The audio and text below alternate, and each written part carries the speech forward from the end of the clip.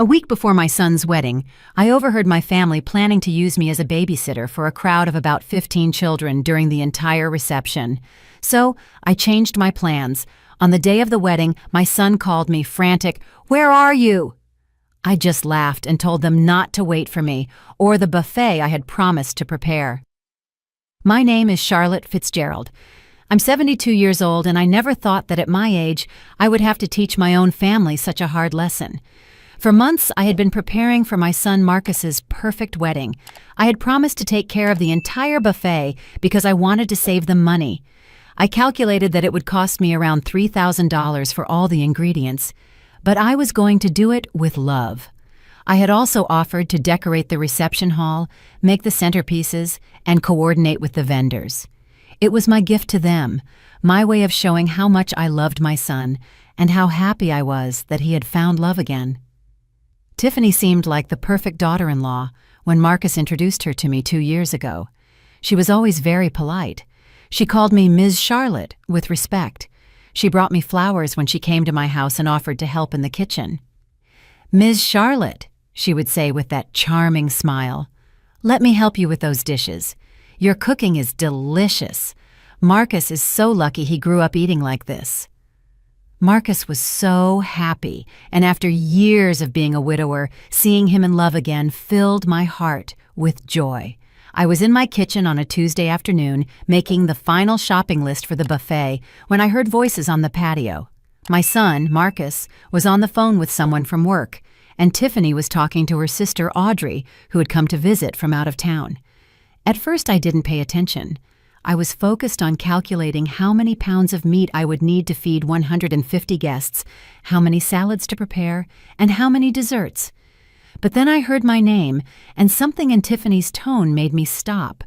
I quietly moved closer to the kitchen window that overlooked the patio, staying hidden behind the curtain. "Look, Audrey, I have everything perfectly organized for the kids at the wedding," Tiffany said, with that sweet voice she always used with me. "Marcus's mom is going to watch them during the whole party. There are about 15 kids from our guests, from babies to teenagers, but she's totally used to it. This way, we adults can enjoy ourselves without any annoying interruptions." Audrey laughed loudly and replied, "That's so smart, sis. The old lady is going to take care of all those screaming brats while you guys dance, drink, and have fun. Perfect. That way they don't bother us during the ceremony or ruin the reception photos." "Exactly," Tiffany continued, and her voice sounded different, colder. "I already told Marcus that his mom is great with kids and loves watching them. She won't even realize we're using her. She's always willing to help with whatever. It's like having a free professional nanny for the whole night. Plus, it'll keep her busy, so she doesn't interrupt any important conversations." "And she agreed?" Audrey asked. "We didn't even ask her directly," Tiffany laughed. "Marcus just mentioned to her that there would be some kids at the wedding, and she immediately offered to help if we needed anything. Of course, we said yes. She's perfect for the job. She has experience, and she's not going to charge us a thing." I felt like I had been slapped in the face. There I was in my kitchen, my hands covered in flour from making cookies for their wedding, spending my money, my time, and my energy to make their day perfect, while they were planning to use me as a free domestic worker without even asking. "The best part," Tiffany continued, "is that since she'll be busy with the kids all night, she won't be able to eat much of the buffet she's preparing. More food for the important guests." They both laughed as if they had made the funniest joke in the world. My heart was pounding so hard I thought they would hear it. 72 years of life, raising children, watching grandchildren, always putting family first. And this was how they repaid me. As if I were a servant, available 24 hours a day. I stood there behind the curtain, feeling the anger rise from my feet to my head. But it wasn't just anger. It was a mix of pain, disappointment, and a humiliation so profound it hurt my chest.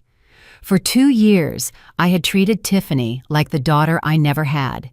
I had welcomed her into my home with open arms, included her in all our family traditions, and taught her the secret recipes that had been passed down through generations in my family. "You know what else I like about the plan?" Tiffany continued, completely unaware that I was listening to every word. Since the old lady will be running after the kids all night, she won't be able to get into our adult conversations. You know how mothers-in-law are, always wanting to give their opinion on everything and telling boring stories about when Marcus was little. Audrey burst into laughter. Oh my God, yes. My mother-in-law is the same way, always interrupting with her 50-year-old anecdotes that no one cares about. At least yours will be useful for once. Exactly. And the best part is that Marcus thinks his mom is offering out of love. He doesn't realize we planned it this way from the beginning. Men are so naive, Tiffany said with a malicious chuckle. I heard Marcus's footsteps approaching after he finished his phone call. What are my beautiful ladies laughing about? He asked with that loving voice he always used with Tiffany. I was telling Audrey how organized I am, Tiffany replied, immediately switching back to her sweet tone. I have everything sorted out so the guests' children won't be a nuisance at the wedding. Your mom is going to watch them. My mom is an angel, Marcus said proudly, always willing to help the family. It's incredible how she still has the energy to run after kids at her age. Yeah, it's very convenient to have a mother-in-law like that, Tiffany murmured, but Marcus didn't catch the sarcasm in her voice. I walked away from the window, feeling nauseous. I couldn't believe what I had just heard. This woman who had acted like the perfect daughter-in-law for 2 years, who had made me feel loved and respected, who had even called me Mom on special occasions, actually saw me as a free employee and a nuisance. I went up to my room, my legs trembling. I sat on the edge of my bed, the same one where I had slept next to my husband for 30 years before cancer took him. I looked at the family photos on my nightstand. Marcus graduating from college, his first communion, our vacations at the beach when he was a boy. I had dedicated my entire life to being the best mother I could be, and now that I thought I was getting a daughter, I discovered I was just a useful tool. Over the next few days, I acted as if nothing had happened. When Marcus called to ask about the wedding preparations, I answered normally. Yes, son, everything is perfect. The buffet is going to be delicious. When Tiffany came to visit and said, Ms. Charlotte, don't worry too much about the wedding. Try to relax and enjoy yourself. I smiled and nodded. Of course, sweetie. I'm so excited. But inside, a plan was taking shape. If they wanted to play dirty, I could play too. After all, I had lived for 72 years. I had raised a child on my own after being widowed. I had run a family business and survived things they couldn't even imagine. I wasn't going to let them treat me like a servant right under my nose. On Wednesday morning, 3 days after I had overheard that conversation, I called my best friend Loretta. We had known each other for over 40 years and had always been confidants. Lo, I need to tell you something, and then I need you to help me with a plan, I said without preamble. Oh, Charlotte, from the sound of your voice, I already know someone made you mad. Tell me everything, Loretta replied, intrigued. I told her the whole story from the beginning, the conversation I had heard, how it made me feel, and how Tiffany had been acting with me for 2 years. Loretta listened in silence, and when I finished, she sighed deeply. Charlotte, that girl is a snake. How dare she talk about you like that after everything you've done for them? You've spent a fortune on that wedding. You've dedicated months to organizing it, and this is how they repay you? I know, Lo, but here's the good part. I have a plan, and I need your help. Name it. You know you can count on me for anything. I explained my idea step by step. Loretta got so excited she started clapping on the other end of the phone. Charlotte, you're a genius. That spoiled girl is going to get the surprise of her life. Count on me. I've got your back on this. On Thursday, I began to execute the first part of my plan. I called all the caterers I had hired for the buffet. Good morning, this is Charlotte Fitzgerald. I need to cancel all the orders for Saturday's wedding. Yes, I know it's last minute, but a family emergency came up. Some tried to charge me a cancellation fee, but I managed to cancel everything by paying only small penalties. Then I called the florist where I had ordered the extra arrangements I was going to gift them. Excuse me, I need to cancel the centerpieces for Saturday. No, I don't need them for another date. I just won't be needing them anymore. On Friday night, the day before the wedding, I packed a small suitcase. I put in clothes for 2 days, my medications, my favorite book, and some personal items. Marcus had called earlier to confirm that everything was ready. "Mom, how are the preparations? Do you need me to come help you with anything?" "No, son. Everything is perfect. Tomorrow is going to be a wonderful day," I replied with complete calmness. "Mom, you're the best. Tiffany and I don't know how to thank you for everything you've done for our wedding." "You don't have to thank me for anything, Marcus. Tomorrow, everything is going to go exactly as you planned." That night, I barely slept, but it wasn't from nerves. It was from the excitement of knowing I was finally going to get my dignity back. On Saturday morning, the wedding day, I woke up earlier than ever. It was 5 in the morning, and my eyes were wide open with an energy I hadn't felt in years. I took a shower, did my hair, and put on my favorite dress, the coral-colored one that I loved so much and that made me feel elegant. It wasn't the dress I had planned to wear to the wedding, but a special one I saved for important occasions, and this was definitely an important day. Loretta arrived at 7 on the dot, just as we had agreed. She had 2 suitcases and a conspiratorial smile that filled me with courage. "Ready for your day of freedom, Charlotte?" she asked, hugging me tight. "More than ready, Lo. I've been waiting for this moment for 2 years without even knowing it." We had booked a luxury spa 2 hours outside the city, a beautiful place with a lake view where we could completely relax. The plan included massages, facials, gourmet food, and a room with a jacuzzi. Everything I had saved for the wedding buffet, I was now going to spend on myself for the first time in decades. Before leaving, I wrote a letter that I left on the kitchen table, right where Marcus always sat when he came to visit. "Dear Marcus, by the time you read this letter, I'll be enjoying a well-deserved rest.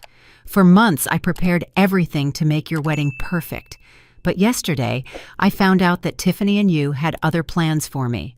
Apparently, my role in your special day was to be the free nanny for 15 children during the whole party, without anyone bothering to ask me if I wanted that job. Since the buffet I promised was also part of my unconsulted duties, I decided to cancel everything. I hope you find a quick solution. I'll be back Sunday night. With love, but with dignity. Mom." While Loretta loaded the suitcases into the car, I took one last look around my house. I looked at the kitchen where I had planned to cook all night for the buffet, the dining room where I had been organizing the centerpieces, the living room where I had tried different flower arrangements. All of that had been done with love, but that love had been misinterpreted as obligation. "Charlotte, are you sure about this?" Loretta asked me when I got in the car. "Because once we start, there's no turning back. Lo, I'm 72 years old. If I don't stand up for myself now, when will I?" "Start the car." The drive to the spa was liberating. As we watched the scenery pass by the window, Loretta and I talked about everything we had lived through together over the years. "Remember when our kids were little and we thought the biggest problems were that they didn't want to eat their vegetables?" Loretta laughed. "I miss those simple problems," I replied. "At least back then, when you did something out of love, it was received as love, not as servitude." We arrived at the spa at 10 in the morning. The place was even more beautiful than I had seen in the online photos. Perfectly manicured gardens, a spectacular view of the lake, and a peaceful atmosphere that immediately calmed me down. The receptionist greeted us with mimosas. "Welcome, ladies. Your rooms are ready, and your treatments will begin in 1 hour. Is this a special occasion?" "Yes," I replied with a genuine smile. "I'm celebrating my independence." As I settled into my beautiful room with a lake view, I started to imagine what was happening back in the city. The wedding was scheduled to start at 4 in the afternoon, but buffet preparations usually began very early. Marcus would probably be calling me from 9 a.m. to ask if I needed help loading the food. At 11:30, just as I was entering my first massage treatment, my phone started to ring. It was Marcus. I let it ring. 5 minutes later, it rang again and again. I turned the phone off. "Miss Charlotte, is everything okay?" the masseuse asked, seeing my smile. "Perfectly fine, dear. Please continue." For the next 3 hours, I dedicated myself completely to enjoying myself. The hot stone massage relaxed muscles I didn't even know were tense. The facial left my skin glowing. Loretta and I had lunch at the spa restaurant. Delicious food that I didn't have to cook myself, served by people who treated me with respect and kindness. "You know what I like most about all this?" I said to Loretta as we drank white wine on the terrace overlooking the lake. "What is it?" "That for the first time in 2 years, I'm doing exactly what I want to do when I want to do it, without having to ask anyone if it's okay or if they need me to do something else first." Loretta raised her glass. "I'll drink to that, and to the look on Tiffany's face right now." At 3 in the afternoon, I decided to turn my phone back on. I had 17 missed calls from Marcus, 8 text messages, and surprisingly, 3 calls from Tiffany. Marcus had never called me so many times in a row in his entire life, not even when his father was in the hospital. The text messages were getting more and more desperate. "Mom, where are you? We've been calling you all morning. Mom, I found your letter. Please call me urgently. Mom, the wedding starts in an hour. Please answer. Mom, where's the food? The guests are already arriving. Mom, please, can we talk about this after the wedding? We need to solve the buffet situation now. Mom, Tiffany is crying. Please help us." The last message had arrived 15 minutes ago. "Mom, I know you're mad, but there are 15 children here, and we don't know what to do with them. Their parents are asking who's going to watch them." I took a deep breath and dialed Marcus's number. He answered on the first ring. "Mom, where are you?" he yelled, with a desperation I had never heard from him before. "Hi, son. I'm at a beautiful spa with Loretta enjoying a chocolate massage. How's your wedding going?" "Mom, this can't be happening. The guests are already here, and there's no food. The caterers are asking where the buffet is. Tiffany won't stop crying." "Oh, son, didn't you read my letter? I explained everything in there. I canceled the buffet when I found out that my real job was to be a nanny, not a guest." "But Mom, the wedding has already started. We can't cancel now." "Marcus, you're a 45-year-old man with a good job and a fiancé who's apparently very good at organizing. I'm sure you'll find a solution. Is there a fast food restaurant nearby?" "Mom, you can't be serious." "Son, I've never been more serious in my life. Enjoy your wedding. We're going to enjoy our spa. Oh, and don't expect me early tomorrow. We're going to have breakfast here, too." "Wait, Mom, Tiffany wants to talk to you." I heard noises, crying in the background, and desperate voices. Then Tiffany's voice came on, no longer with her usual sweet tone. "Charlotte, you can't do this to us. You promised the buffet. There are 150 people here." "Tiffany, my dear," I replied in the calmest voice I could muster. "I promised the buffet when I thought I was a special guest at your wedding. But when I found out I was actually the free domestic worker, I changed my mind. As the saying goes, labor is paid, and I never charged for my services." "But the kids! There are 15 kids here, and their parents expect someone to watch them." "Yes, I imagine that must be very difficult. Don't you have a sister who can help you?" "What was her name?" "Audrey. I heard she thinks I'm very good with kids." The silence on the other end of the phone was delicious. It lasted for a few seconds that felt like an eternity. I could hear the chaos in the background, children crying, adults talking loudly, and what sounded like someone desperately moving tables and chairs. How do you know about Audrey?" Tiffany stammered, and for the first time in 2 years, her voice sounded broken, without that fake confidence she always showed. "Oh, sweetie, you learn a lot of things when you're 72 years old. One of those things is that walls have ears, especially when people talk so loudly on my patio." "Charlotte, please, can we talk about this later? Right now I need you to—" "No, Tiffany, you don't need anything from me. Based on what I heard, what you need is a professional nanny. I suggest you look in the yellow pages. I think they charge around $10 an hour per child. Let's see, 15 kids for 6 hours is $900. Cheap compared to the $3,000 I spent on your buffet." I heard Tiffany yelling at someone in the background. "Marcus, your mom has gone crazy. She says she knows everything we talked about." Then I heard Marcus's voice again, but now it sounded different. Deeper, like when he was a boy and knew he had done something wrong. "Mom, did you hear us when we were talking on the patio?" I heard a lot of interesting things, son. For example, that I'm an old lady who's useful for keeping busy so I don't interrupt important adult conversations. I also heard that I'm apparently so used to watching children that I wouldn't even realize you're using me. And my favorite, that I'm like having a free professional nanny for the whole night. The silence was even longer this time. Loretta, who had been listening to the whole conversation from her chair on the terrace, gave me a thumbs up. "Mom," Marcus began in a scolded child voice. "Marcus, you're 45 years old. You're a successful, intelligent man. Did it seriously never occur to you to ask me if I wanted to spend your whole wedding running after 15 kids instead of enjoying my only son's celebration?"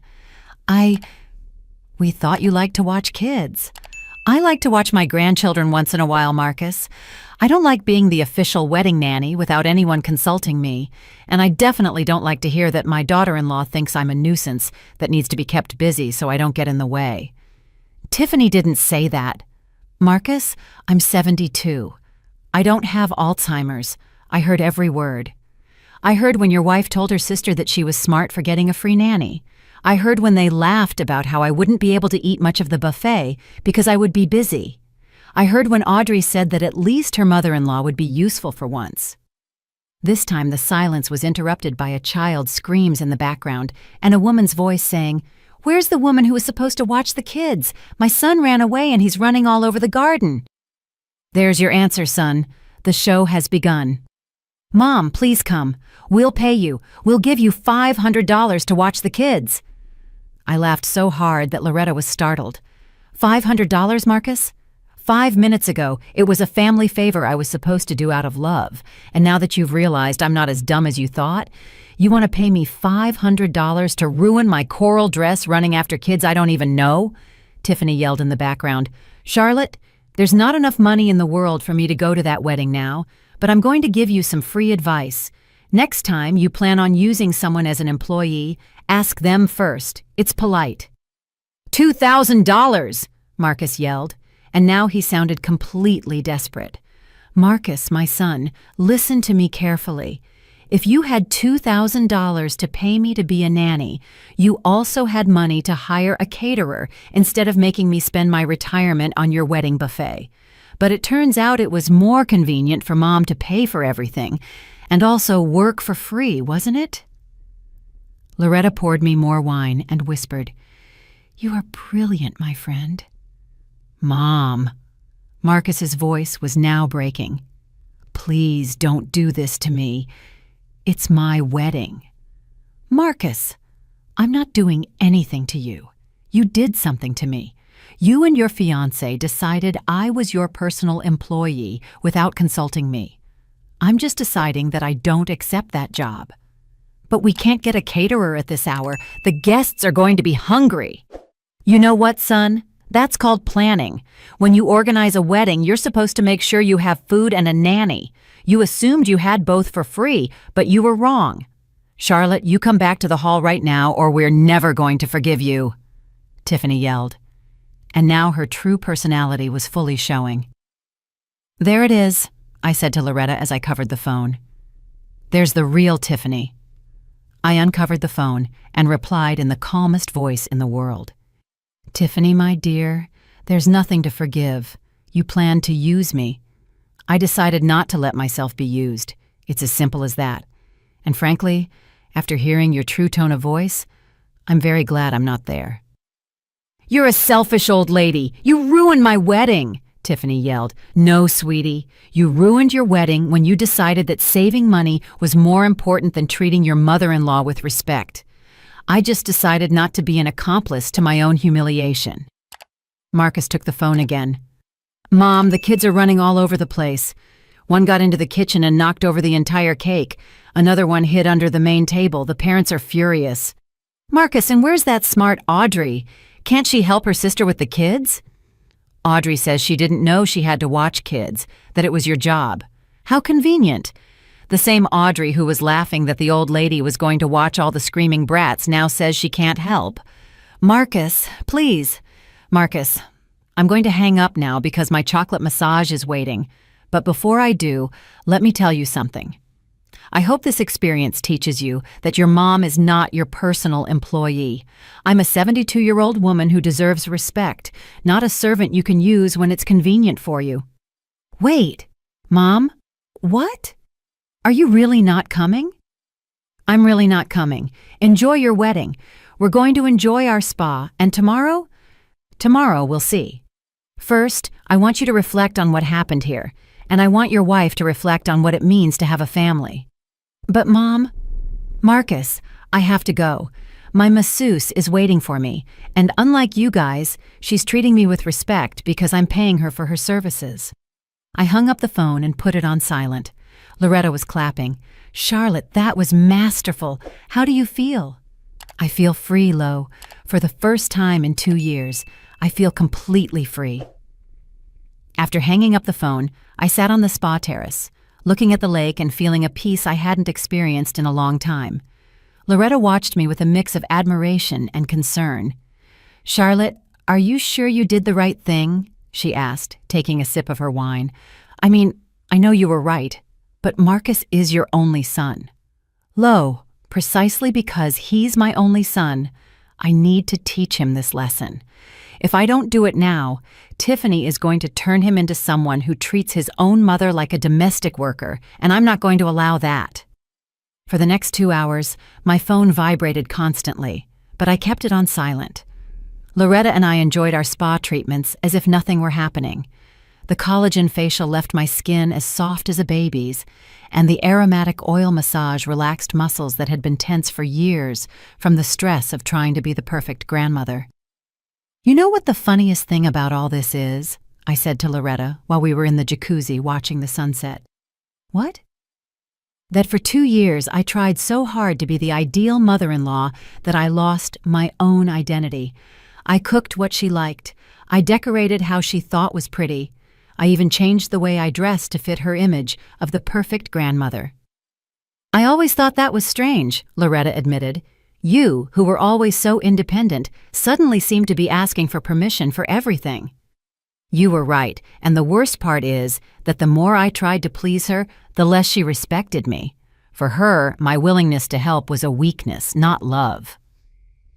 At 8 in the evening, I decided to check my phone. I had 43 missed calls, 26 text messages, and to my surprise, several messages from unknown numbers. Apparently, some relatives had gotten my number to try to convince me to go back. The messages were getting more and more desperate and revealing. "Marcus, Mom, we had to order pizza for all the guests. We spent $1,200 on pizza." "Marcus, the parents of 3 kids already left angry because no one could watch them." "Marcus, Tiffany is in the bathroom crying. She says you ruined the most important day of her life." "Marcus, Mom, the photographer is asking if he can take family photos. I told him Grandma couldn't make it. An unknown number. Ms. Charlotte, I'm Michael, Tiffany's dad. Please, Ms. Charlotte, come help us. My daughter is devastated." Another unknown number. "Charlotte, I'm Audrey. I know you heard our conversation. Please forgive us. It was just a joke." I laughed while reading Audrey's message. "A joke, Lo? Planning to use someone as a free employee is a very expensive joke." But the message that caught my attention the most was from a number I didn't recognize. "Ms. Charlotte, I'm Carol, the mother of one of the children at your son's wedding. I wanted to tell you that several parents and I are very upset because they told us someone was watching the kids, and it turns out there's no one. Some of us already left. What they did to you is not right. Look at this, Lo." I showed the message to Loretta. "Apparently, I'm not the only one who thinks what they did was wrong." "Of course not. Any decent person would realize that treating the groom's mother like that is unacceptable." At 9 in the evening, as we were having dinner in the spa's elegant restaurant, my phone rang again. This time, it was a number I did recognize. My sister-in-law, Elena, my late husband's sister. "Charlotte, what's going on? Marcus called me crying, saying you didn't go to his wedding." Elena had always been direct and honest with me. I told her the whole story from the beginning, including the conversation I had overheard and how I had felt. "Charlotte, you did the right thing," she said without a moment's hesitation. "If my brother were alive, he would have gone to find Marcus himself to teach him a lesson. No one treats his mother like that, especially after everything you've done for that family." "Do you really think I did the right thing, Elena?" "Charlotte, I've known Marcus since he was born. He's a good kid, but that woman has him completely manipulated. It was time for someone to open his eyes.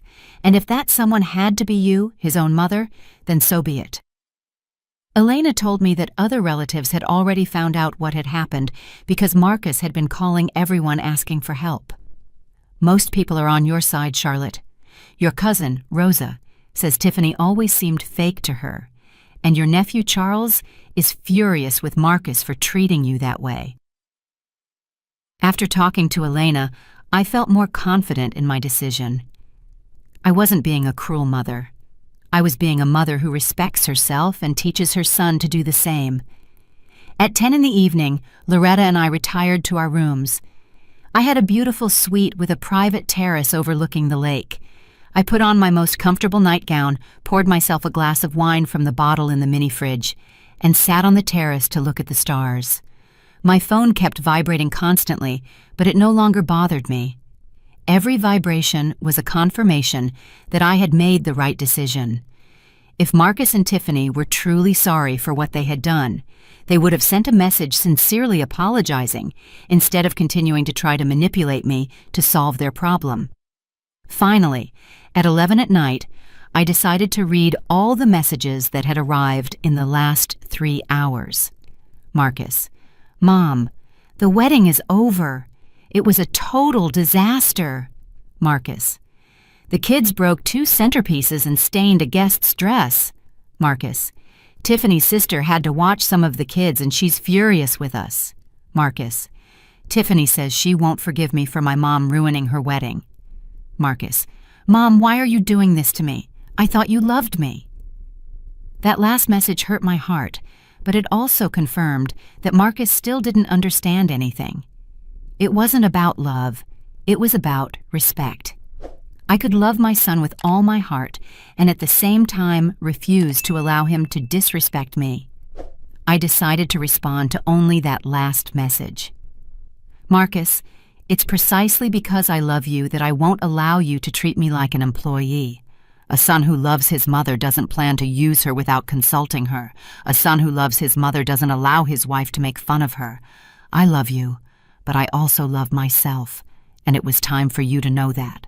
The response came immediately. Marcus: "Mom, Tiffany is saying maybe it's better if we move to another city. She says she can't live in the same place as someone who ruined her wedding." I read that message 3 times before responding.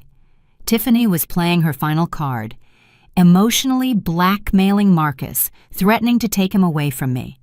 Marcus: "If Tiffany wants to move because she can't face the consequences of her actions, that's a decision you two must make as adults.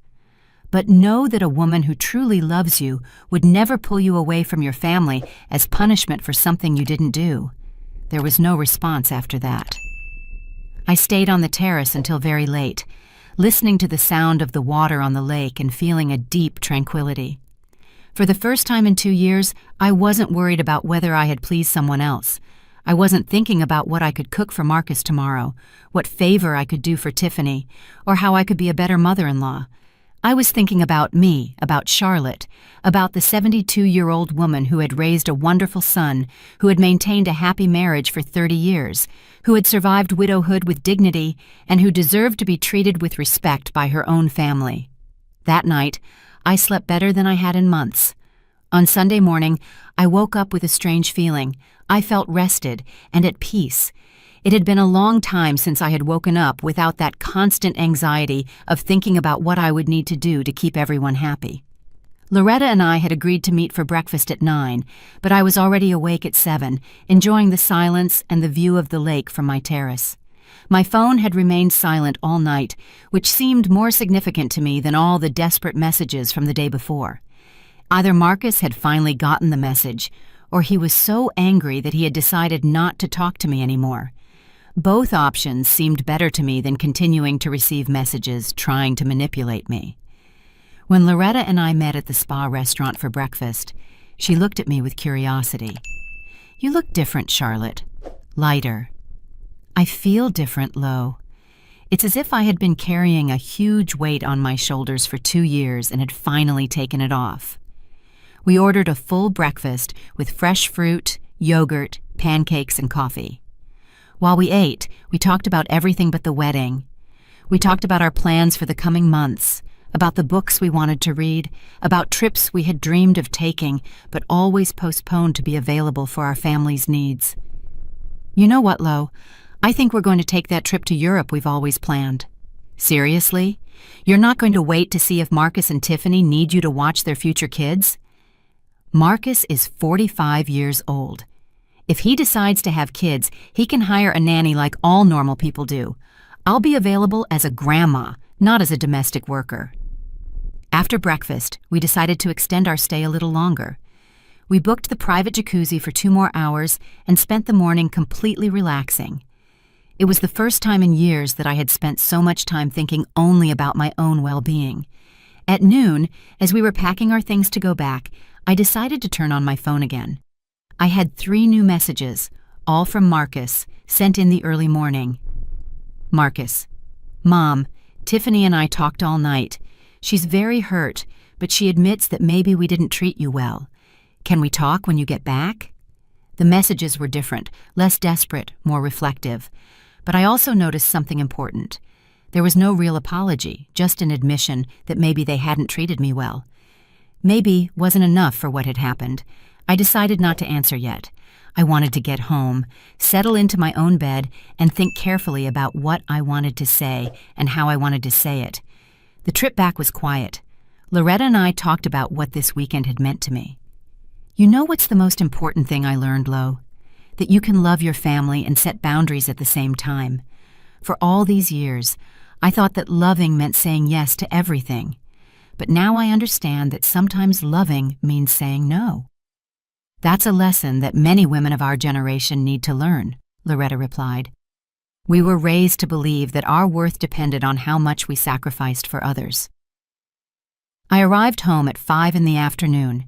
The house felt different, as if it had been empty for much longer than 2 days. I made myself some tea, put on my most comfortable clothes, and sat on my favorite armchair in the living room. It was time to decide what to do next. At 6 o'clock, the doorbell rang. I looked out the window and saw Marcus's car parked outside. He was standing at my door, alone, with his head down. I took a deep breath and went to open it. "Hi, Mom," he said in a soft voice. He looked tired, as if he hadn't slept in days. "Hi, Marcus. Come in." We sat in the living room, him on the sofa, and me in my armchair. The silence stretched for a few minutes, until Marcus finally spoke. "Mom, I have to apologize." "I'm listening." "Tiffany and I talked all night after the wedding. At first, she was furious with you, but when I told her exactly what you had overheard, she realized how bad everything she had said sounded." "And you realized too?" Marcus lowered his head even more. "Yes, Mom. I realized that for 2 years I've been treating you like you were my employee instead of my mother." "And how do you feel about that?" "I feel horrible. I feel ashamed. Dad must be rolling in his grave because of how I treated the woman he loved for 30 years. That mention of his father touched my heart, but I maintained my composure. "Marcus, I need you to understand something. It's not just about what happened with the wedding. It's about 2 years of assuming I was available for everything without ever asking me if I wanted to do it. I know, Mom, and you're right. When Tiffany suggested we ask you for help with something, I never stopped to think if it was fair to you. I just thought, Mom always says yes, so it's no problem. And Tiffany, how does she really feel?" Marcus sighed deeply. "She's ashamed. She says she's never had a mother-in-law before and didn't know how to treat you. But she recognizes that what she said about you to Audrey was very wrong." "Marcus, does she recognize that, or are you trying to soften what she really thinks?" "No, Mom, she recognizes it. In fact, she wants to come apologize to you personally, but I told her I had to talk to you first." I got up and walked to the window. The garden looked neglected. I had been so busy with the wedding preparations that I hadn't had time to take care of my flowers.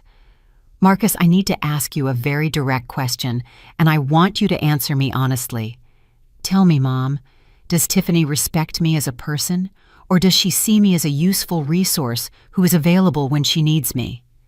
Marcus was silent for a long moment. Mom, I think until yesterday, the two things had gotten mixed up. But after seeing the consequences of treating you as a resource, she realized that she had lost sight of the person. And you, do you see me as your mother or as your personal employee?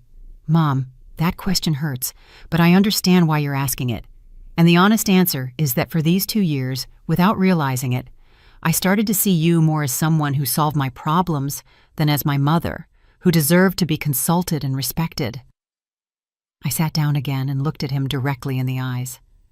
Marcus, I appreciate your honesty, but I need you to understand that things are going to change from now on. I understand, Mom. What do you need from us? I need that the next time you want to ask me for a favor, you ask me if I can and if I want to do it. Not assume that I'm going to say yes.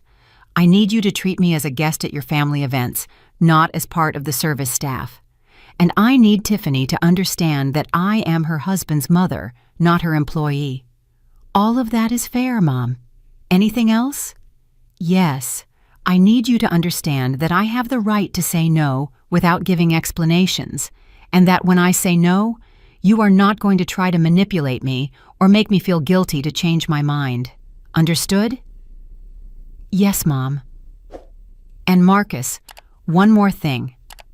The next time Tiffany speaks badly of me to someone, you are going to defend me. You are not going to stay silent while your wife disrespects me. Marcus nodded vigorously. You're right, Mom. I should have defended you from the beginning. We were silent for a few minutes. I could see that Marcus was processing everything we had talked about. Mom, do you forgive me? Marcus, you are my son, and I will always love you. But forgiveness is something that is built with actions, not just with words. I need to see real changes in how you treat me before I can say that all is forgiven. That's fair. And Tiffany, are you going to give her a chance to apologize? If she wants to apologize for real, not because you asked her to, but because she's truly sorry for how she treated me, then yes, I will listen to her. She wants to, Mom, but she's afraid you'll reject her. Marcus, I don't reject people who apologize sincerely, but I also don't accept fake apologies just to keep the peace. I understand. When would be a good time for her to come? Give her a few days to think carefully about what she wants to say. And Marcus, make sure she understands that I don't expect her to pretend we're best friends overnight. I just expect basic respect. Marcus stayed a little longer at my house, and for the first time in a long time, we had a real conversation between mother and son, not boss and employee. He talked to me about how he had felt during the wedding, seeing the guests wonder why there was no prepared food and why the children were running unsupervised everywhere. Mom, when the parents started asking me where the person who was going to watch the kids was, I realized that we had never asked you if you wanted to do that job. We just assumed it. And how did you feel when you realized that? I felt like an idiot, Mom, and I was ashamed that my own mother had to teach me such a basic lesson about respect. When Marcus left that night, I thought about our conversation. He seemed genuinely sorry, but I also knew that apologies are easy when you're faced with the consequences of your actions. The real test would be to see if the changes lasted beyond this crisis. The next 3 days were quiet. I didn't receive any calls asking for favors, no messages assuming I would be available for something. It was a strange but liberating feeling. For the first time in 2 years, my days were completely my own. On Wednesday afternoon, Marcus called me. Mom, Tiffany wants to come talk to you tomorrow afternoon if you agree. Is she sure she wants to do it, or does she feel obligated? She's sure, Mom. She's been very quiet these past few days, reflecting on everything that happened. Okay, tell her to come tomorrow at 4. Thanks, Mom. It means a lot to both of us that you're giving her this opportunity. Marcus, I'm not doing it for you. I'm doing it for myself because I want to know if the situation has a solution or if I need to accept that my daughter-in-law and I are never going to get along. On Thursday at 4 on the dot, the doorbell rang. When I opened the door, I was surprised to see Tiffany. She looked completely different from how I had always seen her. She wasn't wearing makeup. Her hair was pulled back in a simple ponytail, and she was dressed in jeans and a simple blouse. But the most notable thing was her expression. She no longer had that perfect smile she always showed. She looked vulnerable, almost fragile. "Hi, Ms. Charlotte," she said in a soft voice. "Thank you for seeing me. Come in, Tiffany. Sit wherever you want." She sat on the edge of the sofa, as if she were ready to run out at any moment. I sat in my armchair and waited for her to speak. "I don't know where to start," she admitted after a few minutes of silence. "Start wherever you feel comfortable." "Ms. Charlotte, I want to apologize for everything I said about you. It was cruel, disrespectful, and completely unfair." "And why did you say it?" Tiffany lowered her head. "Why? Because I'm 26 years old, and I've never had a mother-in-law before. My mom died when I was 15, and my dad remarried a woman who never loved me. When I met Marcus and I met you, I didn't know how to handle having a mother figure again." "And your solution was to treat me like an employee?" "It wasn't conscious, Ms. Charlotte. At first you intimidated me a lot. You're so self-assured, so good at everything you do, so loved by the whole family. I felt like I would never measure up." "Tiffany, that doesn't explain why you talked about me that way with your sister." Tiffany was silent for a long moment, and when she spoke again, her voice was barely a whisper. "Because when you feel insecure, sometimes you try to make yourself feel better by making others seem less important. I know it sounds horrible, but it's the truth." "At least you're being honest." "Miss Charlotte, when you didn't show up at the wedding and I read your letter, I realized something terrible. I realized that I had been trying to turn Marcus into someone who put my comforts before his own mother, and that's very wrong." "And how do you feel about that?" "Now I feel ashamed. I feel guilty, and I feel sad because I lost the opportunity to have a real relationship with the woman who raised the man I love." Tears began to roll down her cheeks, and for the first time since I had known her, they seemed genuine, not calculated. "Tiffany, I appreciate your honesty, but I need to ask you something directly. Do you really want a relationship with me, or do you just want to fix this so Marcus is happy?" At first, I admit that I just wanted to fix things so Marcus wouldn't be sad, but these past few days, I've been thinking a lot, and I realized that I also lost something important. I lost the opportunity to have a mom again. "Tiffany, I can't be your mother. Your mother died, and no one can replace her, but I can be your mother-in-law who respects you and expects respect in return." "That's all I want, Ms. Charlotte. Mutual respect and a chance to start over." "And are you really willing to change the way you treat me?" "Yes. I will no longer assume that you are available to help us. I will ask you before planning anything that involves you, and I will try to include you as family, not as service staff. And what happens if I say no to something you ask me? Then I will respect your decision without trying to make you feel guilty." We were silent for a few minutes. I could see that Tiffany was waiting for my answer, but I needed time to process everything she had said. "Tiffany, I'm going to be honest with you. I don't trust you yet. You're going to have to show me with actions that these changes are real, not just words to get out of trouble. I understand completely. What do you need me to do?" "I need time. I need to see how you treat me in the coming months when you're not in crisis. Are you going to give me that chance?" "Yes, Tiffany. I'm going to give you a chance, but it's going to be the only one. If you disrespect me or treat me like an employee again, there will be no second chance." "I understand. And, Ms. Charlotte, is there anything specific I can do to start rebuilding your trust?" I thought about her question for a few moments. "Yes, there is. I want you to tell your sister Audrey what really happened. Not a softened version, but the complete truth. I want her to understand that what you guys said about me was wrong." Tiffany nodded immediately. "I already did, Ms. Charlotte. I called her on Monday and told her everything. She wants to apologize to you, too." "I don't need Audrey to apologize to me. I don't know her well enough for her opinions to matter to me, but I do need her to understand that she can't talk about me that way when she comes to my house. She understands. In fact, she's very ashamed of what she said. Okay. Anything else you want to tell me? Yes. I want to thank you for teaching us this lesson. I know it wasn't your responsibility to educate us about respect, but you did it in a way that we'll never forget. Tiffany, I didn't want to teach you any lesson. I just wanted to be treated with dignity, and I had every right to demand that. Ms. Charlotte, do you think one day we can have a normal mother-in-law and daughter-in-law relationship? That's going to depend on you, Tiffany. I'm willing to try if you really change. I will change, I promise. Don't promise me anything. Just show me. Tiffany got up to leave, but before she reached the door, she turned back to me. Ms. Charlotte, can I ask you something? Tell me, how can I be a good daughter-in-law? I honestly don't know how. Her question surprised me with its simplicity and honesty. Tiffany, being a good daughter-in-law is the same as being a good person.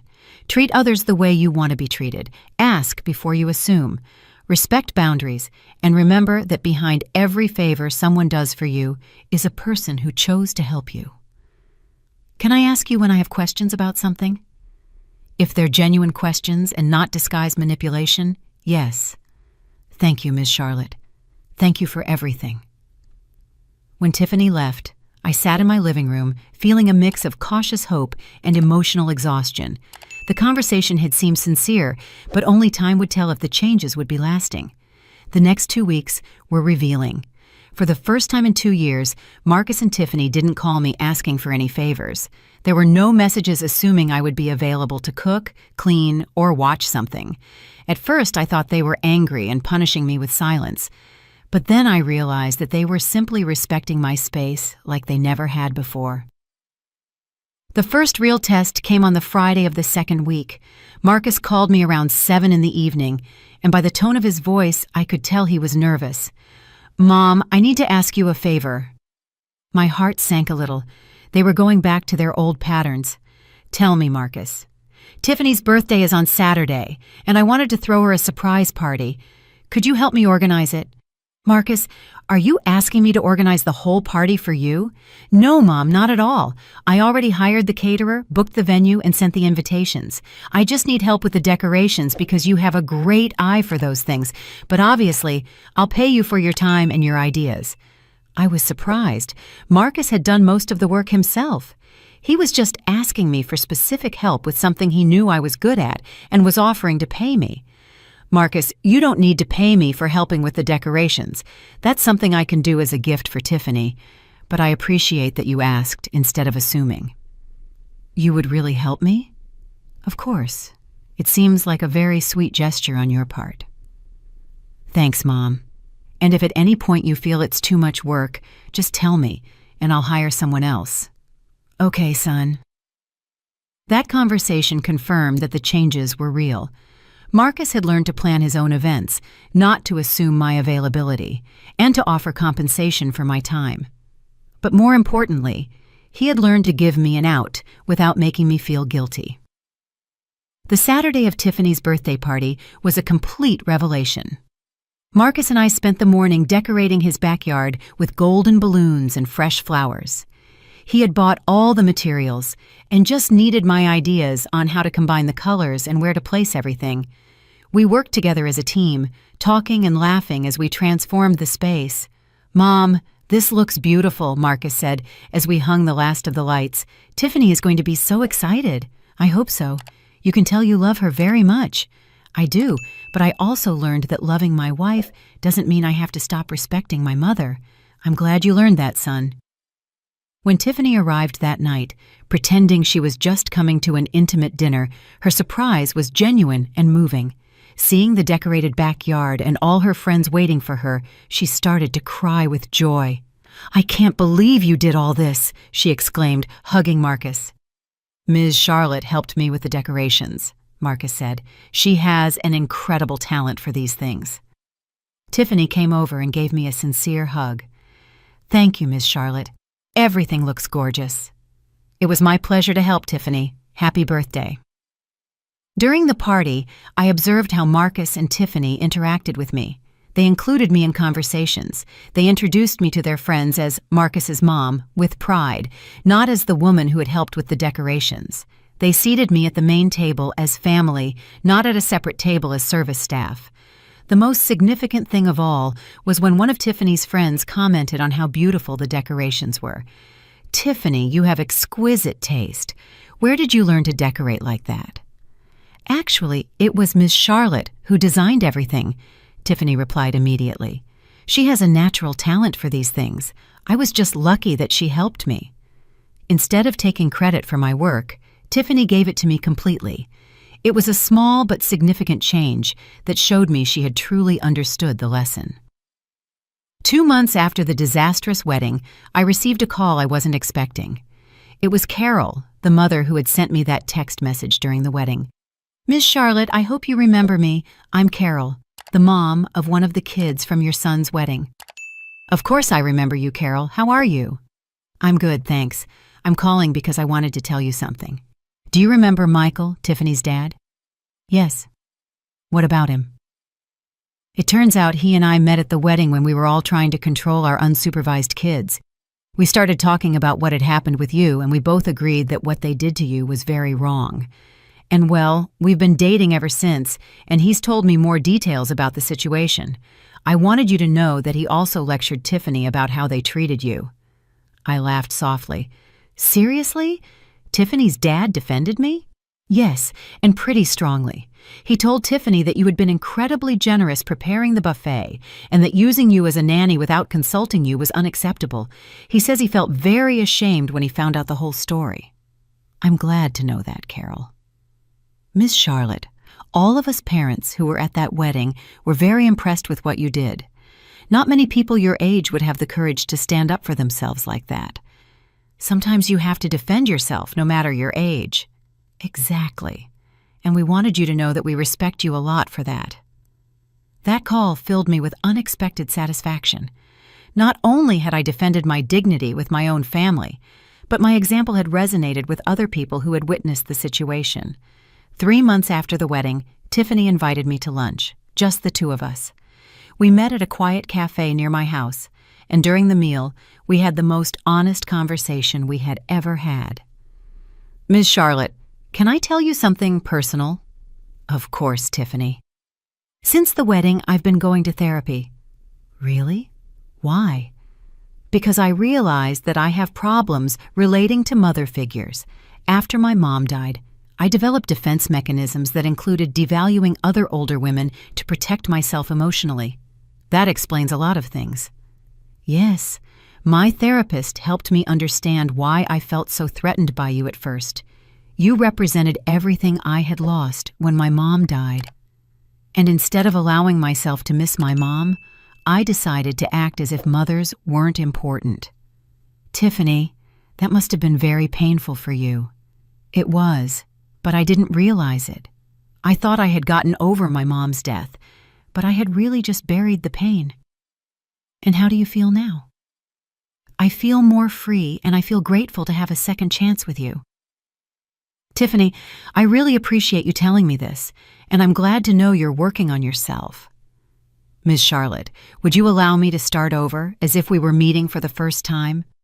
"What do you mean?"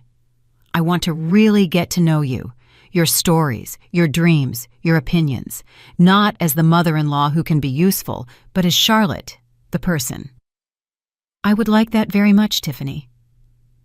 "Can I ask you a question?" "Ask as many as you want." "What dream of yours did you leave unfulfilled when you got married and had Marcus?"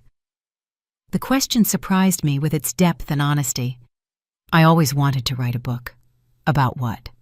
About my grandmother's recipes and our family stories, but I always found excuses not to start. "And why don't you start now?" "Miss Charlotte, you taught me that it's never too late to stand up for yourself and change a situation. Maybe it's not too late to fulfill a dream either." That conversation planted a seed in my mind. Over the next few weeks, I began to seriously think about writing that book I had always wanted to write. 6 months after the disastrous wedding, Marcus and Tiffany invited me to dinner to give me some special news. "Mom, we're pregnant," Marcus announced with a huge smile. "How wonderful!" I exclaimed, hugging them both. "I'm going to be a grandma," Tiffany said, taking my hands. We want to ask you something important. Tell me. We want you to be the grandma who chooses how much you want to be involved. We are not going to assume anything. We're not going to expect you to watch the baby when we want to go out. We want you to decide what kind of grandma you want to be. And if you want to be the grandma who comes over to drink tea and read stories once a week, that's perfectly fine, Marcus added. If you want to be the grandma who watches the baby occasionally, that's also perfectly fine. You decide. I was moved to tears. Kids, that's all I ever wanted, the freedom to choose how to love my family. And what do you choose, Ms. Charlotte? Tiffany asked. I choose to be a grandma who is available when you really need me, but who also has her own life, her own plans, and her own dreams. Perfect, Marcus said. That's exactly what we want. A year after the disastrous wedding, I published my book of family recipes. It was called Cooking with Love, Serving with Dignity, Recipes and Reflections of a Modern Grandma. Tiffany helped me promote it on social media, and Marcus organized a book launch party at his house. During the book presentation, I reflected on everything that had happened since that afternoon when I had overheard that conversation on my patio. This book, I told the guests, is not just about recipes. It's about the importance of maintaining our dignity while we serve the people we love. It's about the difference between giving out of love and being used for convenience.